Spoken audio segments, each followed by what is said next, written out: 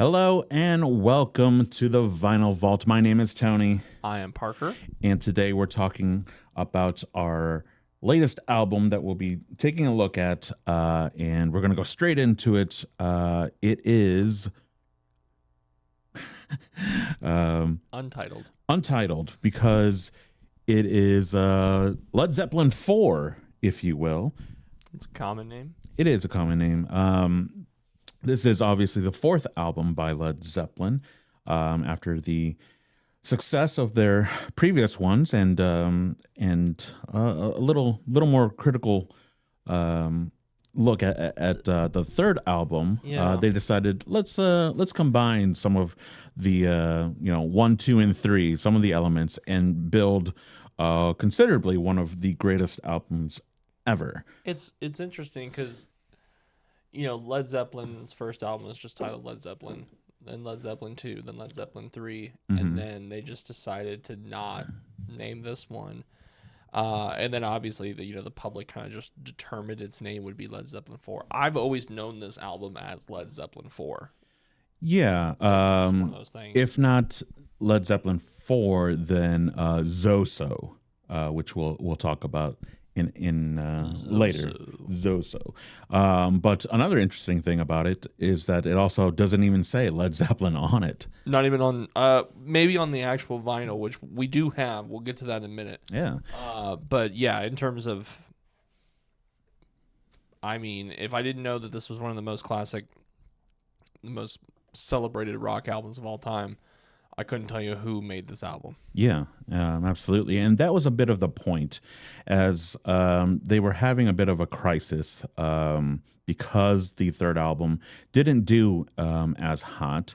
They wanted to build something that was truly, truly unique and remarkable, and just that would change the landscape. And what happened with the third album is that they kind of changed their sound to more of a folk, just lighter stuff, kind of straying away from the rock and roll bluesy roots. And that's a big change. That's a full genre change, for the guys here. And so they decided that they've got a lot of pressure, because if they make another album that doesn't do well, maybe Led Zeppelin won't be a thing anymore, Well, I was just doing some double checking, and Immigrant Song is on Led Zeppelin III, and so that's one of those songs people may not be familiar with the title, but they know the it's just a very hard rock, very fast-paced song. So kind of, to Tony's point, just the difference in genres from that hard, screaming, fast-paced rock to, this album. It's they definitely needed to do. I wouldn't say they needed to do something different. I wasn't, back then in that time. I'm glad they did do something different. Yeah. And you know me, my style. Yeah. Well, obviously, Parker, with you having that album, you're familiar with Led Zeppelin, and I am familiar. Do you have the other albums as well, or is this? So I have this one here. I'm gonna hold it up for you. See, we have the physical copy. I'll give you a full screen here. I'll give you a full screen. Yeah. Shout out to Lisa Walker. Wow, look at that. Yeah, I said shout out. What's interesting about the packaging is, this is obviously a very used copy, and it's got the insert, the thing. That's the Hermit. The Hermit. But what's interesting about this is that if you look at the inner sleeve, it, typically albums around that time would have lyrics to all of their songs. Yeah. This simply just has the lyrics to Stairway to Heaven, and a very interesting drawing of a man reading an old book. But the other side is where it gets a little spicy. You've got, the symbols. You've got a fifth symbol for Sandy Denny down there, and some interesting fonts and spacing with the choice of the lettering. I have that one. I have Led Zeppelin II. That's another great album. It's one of their harder rock albums, but I think that's kind of when they were starting to become more rock Yeah. y. And then I have, oh gosh, give me 1 second. I gotta look it up because it's the one where the guy's sitting at the bar. That's the album cover.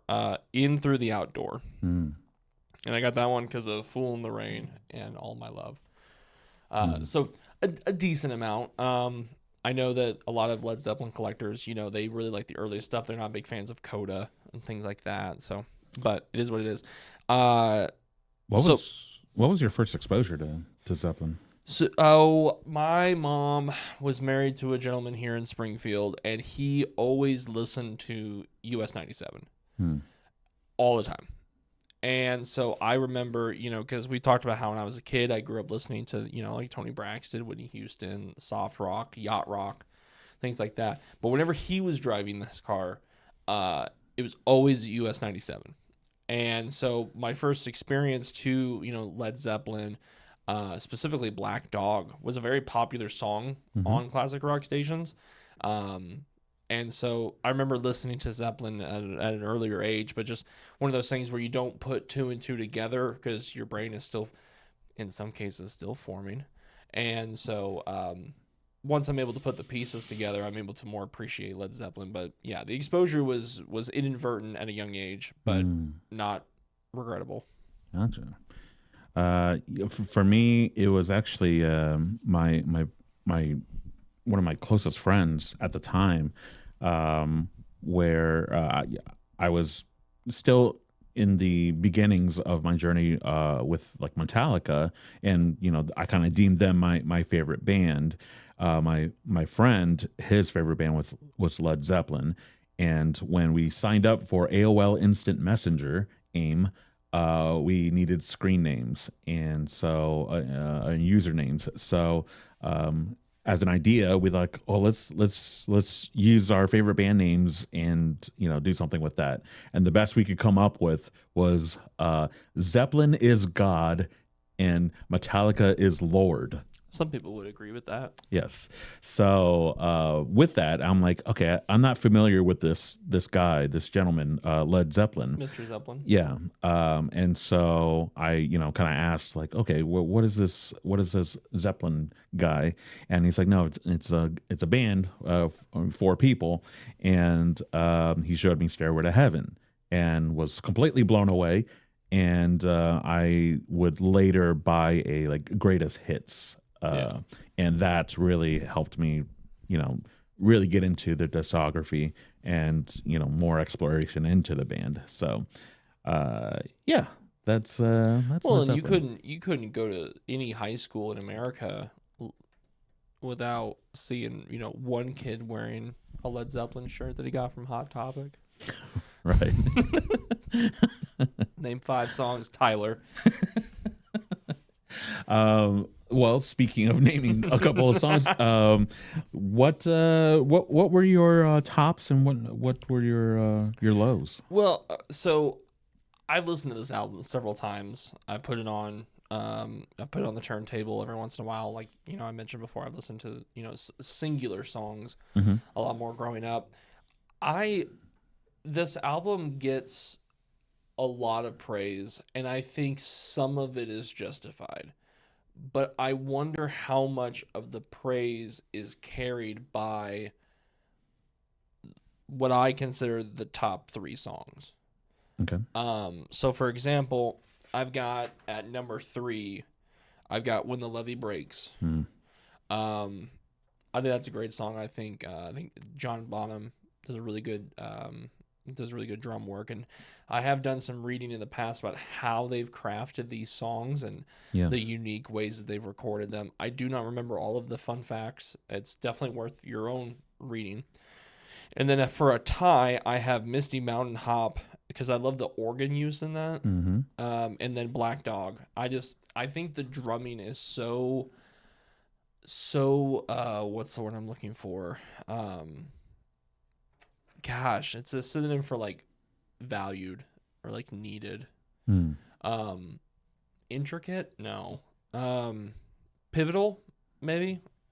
I think I think the drums and the guitar work, which are 90% of any band, I feel like are so valuable to Led Zeppelin specifically because of John Bonham's ability, and I believe it's Jimmy Page. Not no, he's not the guitarist. He's a guitarist. Yeah, He is a guitarist. he Who's the is. other one I'm thinking of? John Paul Jones. Yes. Their ability to, come up with, what they came up with, I think is outstanding. Yeah. But I have my, obviously number one is Stairway to Heaven. Mm-hmm. A lot of people feel that song is overrated. My only issue is I have read countless articles. I have read people's thesis papers. I don't know what this song is about.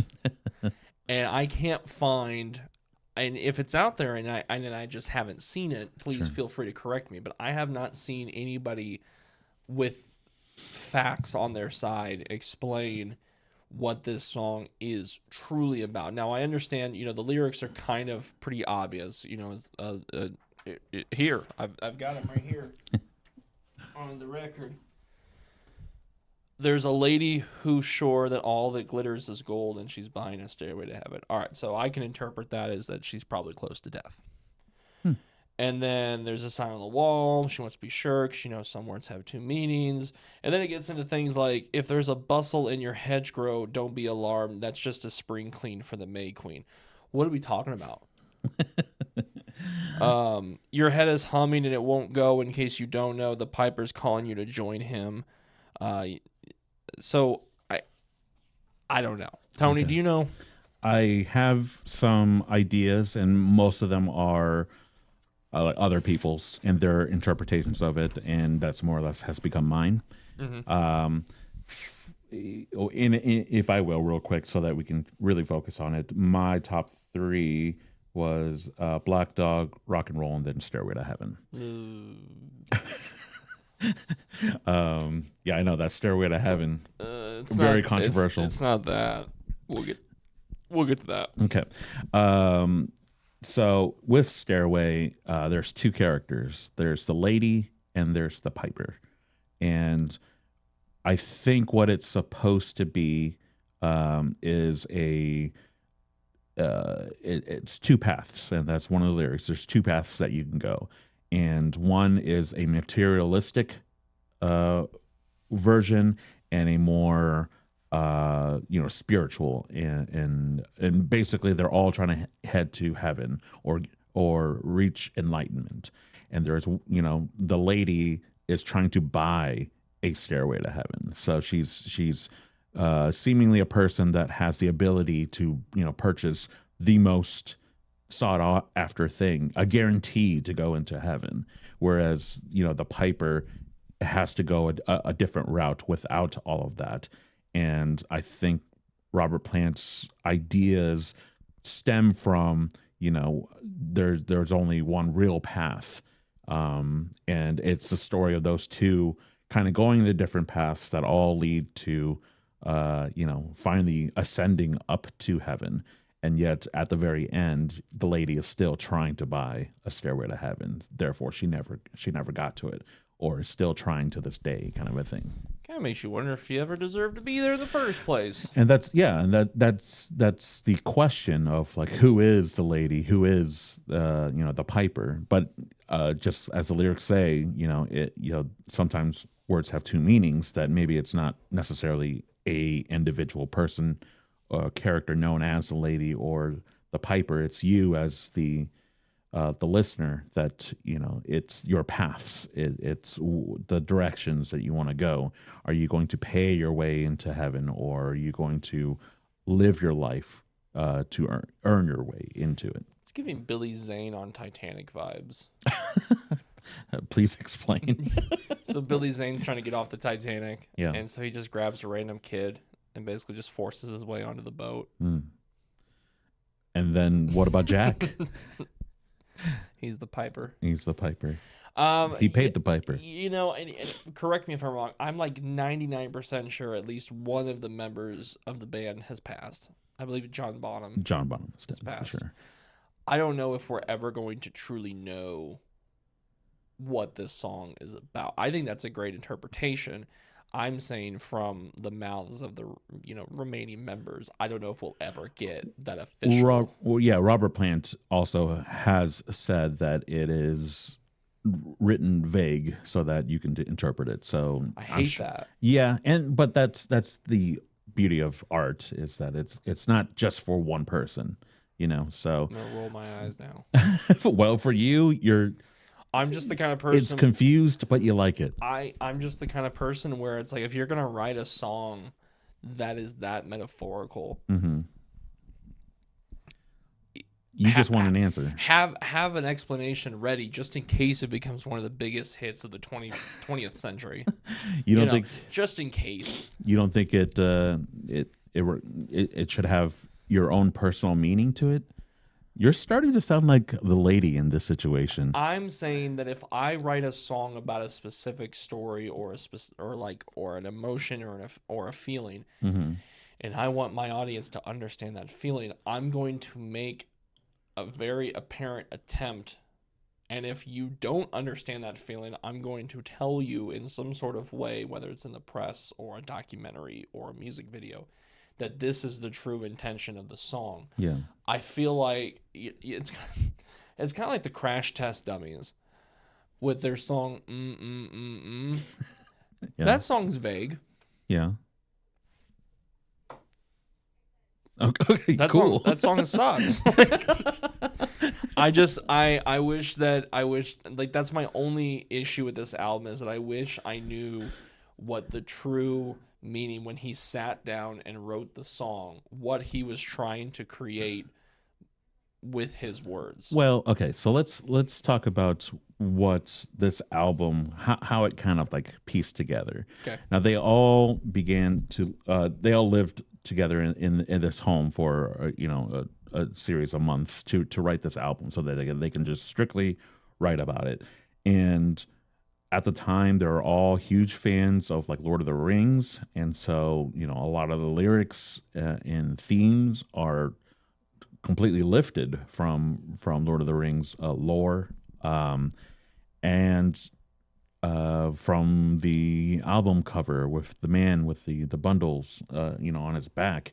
That's an oil painting that they found like on a thrift store or something like that. That they just thought, yeah, this represents our album, and they hung it up on the wall, and that's what you see on the back of the album there. I mean, it's literally the like broken wall that's right there.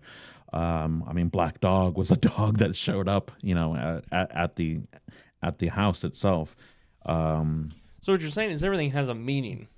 Everything, I mean, yeah, sure, everything has a meaning, but whether or not they want to express it that way or not, like and keep in mind too that they are all into like the occult and that type of like symbolisms and tarot cards and like that kind of stuff. And they, use the symbols they're there to represent each and every one of them. And most of them, all chose symbols that are, that represent who they are and how they contribute to the album, and maybe how they contribute to life in general. Mm-hmm. So, it's all just abstract ideas, and you're only given X amount of time to express it. You would personally prefer it if they're like, this is what the song is about. I wish when they said Stairway to Heaven, I wish they'd say, hey lady, you can't buy eternal happiness. And I've been like, oh, okay, I get it. It's a materialistic thing. Like, I understand what you're putting down now. But see, that's exactly what they said. But like, I'm not going to check out your hedgerow, in case you don't know. Your stairway lies on the whispering wind, and you'll be able to discover the truth for all of these songs if you just take the time to think about it in your own head. It's a lot more fun. What does this mean? If you listen very hard, the tune will come to you at last, when we are all one and one is all, to be a rock and not to roll. So to be a rock, to be steady, to be No. for sure, to never No, they're being move. tongue-in-cheek with their genre. They're like, hey, what if we said something about being a rock and not a roll? I mean, That's genius. One of the greatest songs ever made. I mean, what That's are we the thing. talking about That's the here? thing. I love the song. Yeah. I think it's one of the greatest songs of all time. I will fight and die on this hill. I think it's one of the greatest songs. Not greatest rock songs, not greatest 70s or 60s or whatever decade this came out. I think it's one of the greatest songs of all time, all genres. Mm-hmm. I just wish they were more obvious. It goes over your head. That's all I'm saying. Does that not excite you to like really try to like? I've learned that life is much better with as few mysteries as possible. Okay. Where in the world is Carmen Sandiego? We always find out. But I want to talk to you about what I didn't like on this album. Sure, please. What didn't you like on this There's album? a tie. Okay. 4 Sticks. Okay. And I left Going to California and the Battle of Evermore alone, just specifically because, I mean, those are very folky songs. And I mean, granted, they're not my style. Mm-hmm. People enjoy them. I'm not going to hate on people. I'm not going to hate on things that people like. Yeah. That's all I've done. But I think so 4 Sticks is tied with rock and roll for me. The reason I don't like the song is because it sounds like every song used in a insurance commercial with a motorcycle rider. How is that fair? Really? Because I'm pretty sure it was used in like a Geico commercial. And I don't know, it just takes me back to like, I don't know, it's just not my style. I just listened to it and I was like, it didn't do it for me. I'm allowed to have these opinions. I mean, yes, I'm allowed to have these opinions. You're so lady right now. I'm so in tune with what's cool and what's not. Yeah. I just You're putting out some lady vibes. Why didn't you like that song? It reminded me of a commercial I saw when I was a kid, and I wasn't a fan of it. So that one sucks. Materialistic. I listened to the song and I got to track 3 and I was like, thank God that one's over. And I was like, that's it. That's the one that I'm not a fan of. So. Okay. Well, I mean, fair. Take it or leave it. You wanted this. I did want this. I wanted to talk about this. I kind of figured as you as a drummer would have appreciated, a little more intricate time signatures. The fact that he actually uses 4 sticks for the drumming. Don't try to bring me back in. I'm out to sea. I apologize. I mean, I keep forgetting what type you are, what archetype you are. Type 1. Okay. Yes. I think that it might be Going to California for me. Yeah. And it is kind of it switches between 4 Sticks and Going to California, mostly because like folk isn't my thing, but I like 4 Sticks because of the like time signatures. I just like counting it out and like just the rhythm, the groove of it, I suppose. The groove. But yes, I mean, I agree. I also really, really like When the Levee Breaks. I mean, Bonham's drums just it sounds so amazing. He is such a great drummer, and this is gonna be a dumb analogy, or not even like a dumb analogy. It's just gonna be a dumb story. I remember seeing School of Rock for the first time. 2003 cinematic classic starring Jack Black and Mike White. And Sarah Silverman, if you're into that too. And Joan Cusack. For those who are not familiar with the movie, basically he is a substitute teacher that I think he goes in place of the guy who they actually called. So already a systematic failure. Schneebly. And so basically he finds out that all of his kids are good at music. So in order to enter this Battle of the Bands contest, he turns his class into a rock band. And he gives his students homework every night. He's handing them CDs. And for the drummer, he hands him Led Zeppelin and he tells him to listen to John Bonham. And I think that's just a perfect encapsulation. Yeah. If you are an aspiring drummer, or if you're trying to get into music, John Bonham should be your first and last stop on this train.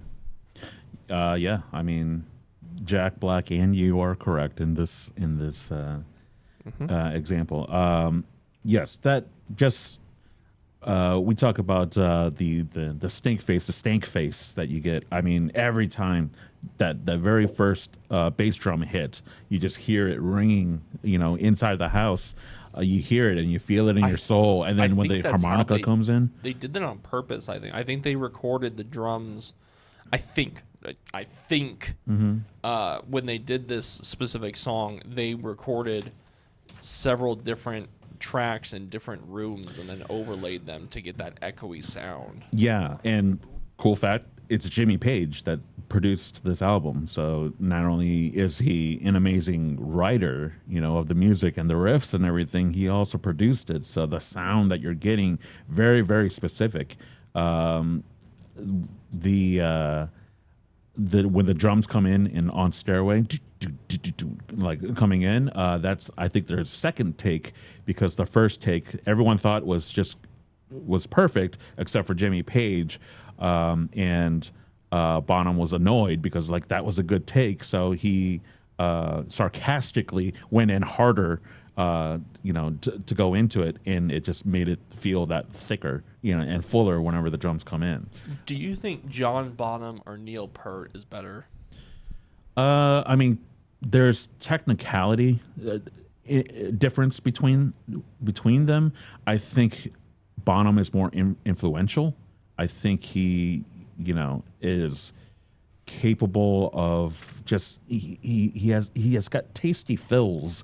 He just but his You hear set that, sounds guys? good. You know what I mean? Like there's just something very, very visceral about the way that he plays. So it feels like you're about to say Neil Peart.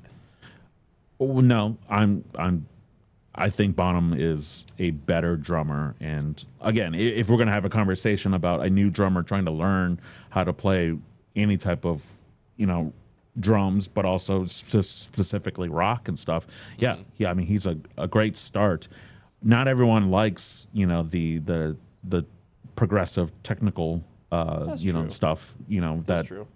that Perk can and do, but one person hitting a snare drum can be vastly different Yeah. between different drummers. So I think when you look at famous groups over time, like bands, and you think of like when you think of the Beatles, you know all four names, but you really this take might get me some backlash. The Beatles were really just Paul and John.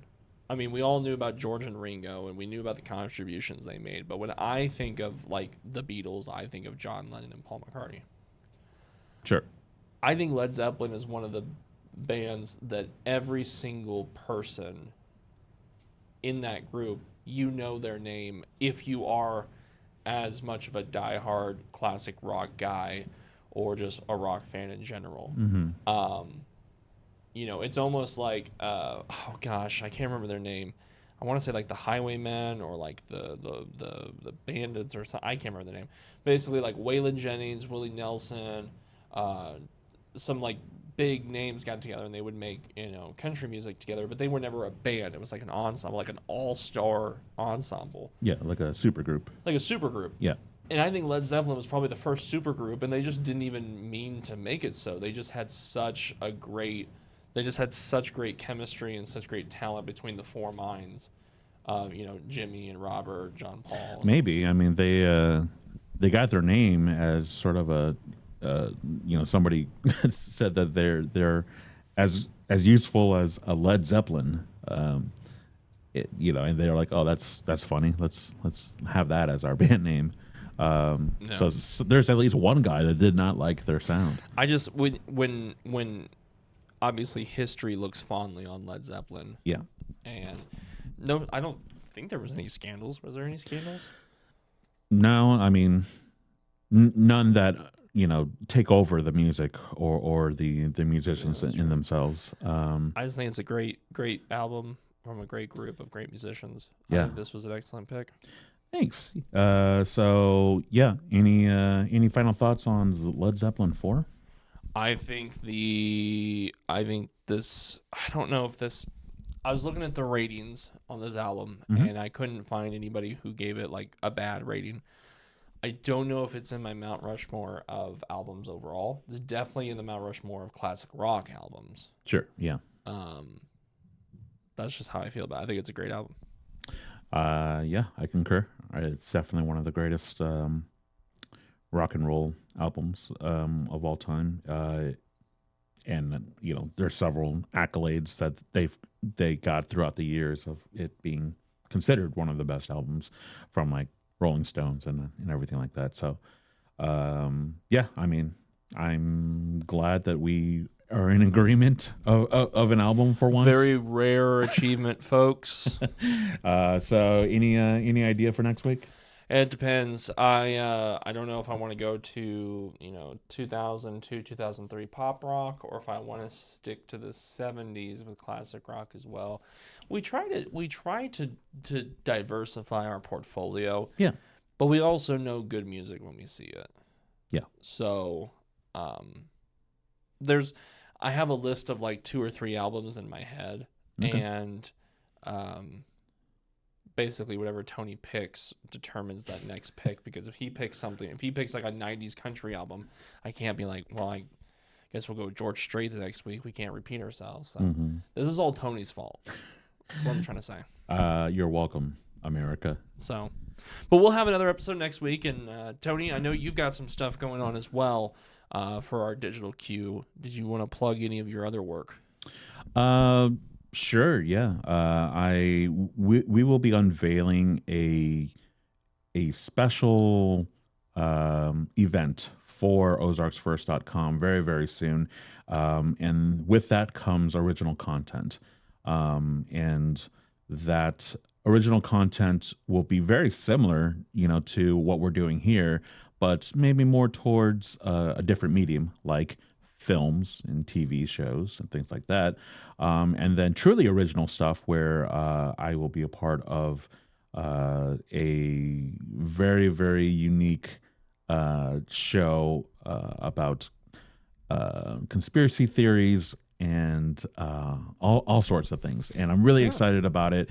It is definitely a Piper type story, so you're gonna want to think a little bit because I'm gonna write it so that you are just like, what's going on? There's a bigger meaning to this, and Parker will just be like, nope. No, if it was obvious, it would just be the way it is, But yeah, no, I always look forward to any original content coming out from our station. We've got plenty of shows in the works with some of your favorite faces here at the station, and so be sure to keep in tune for that. Keep tuned in and all that jazz. And let's not forget about Parker. I mean, he obviously. In case you want to know what your favorite reporter's favorite cheese is, it's Swiss.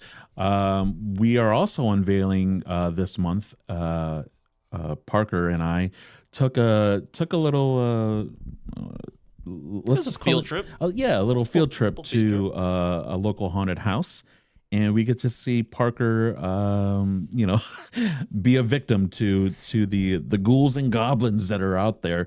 And there's a little special twist that we kind of did with it, didn't we? It's funny because last October, you and I drove up to like Lake of the Ozarks. Oh yeah. To do a news story about a house that was featured in a show, and I wanted nothing to do with that house. I couldn't be further away.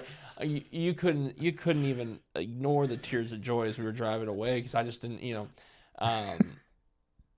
That being said, it was a different experience at the haunted house, but I want everyone to know that it's going to be fun. Yeah, it's definitely going to be fun. So stay tuned to ozarksfirst.com. Yes. So for Parker, I'm Tony. This has been the Vinyl Vault. Thank you so much. Like, comment, subscribe if that's a thing that you can do. Ring the bell. Or ring whatever bell, and let us know. Let us know, what Parker should decide, whether it's the 2000s stuff or They're so similar. whatever it is. So, we'll see you guys next week.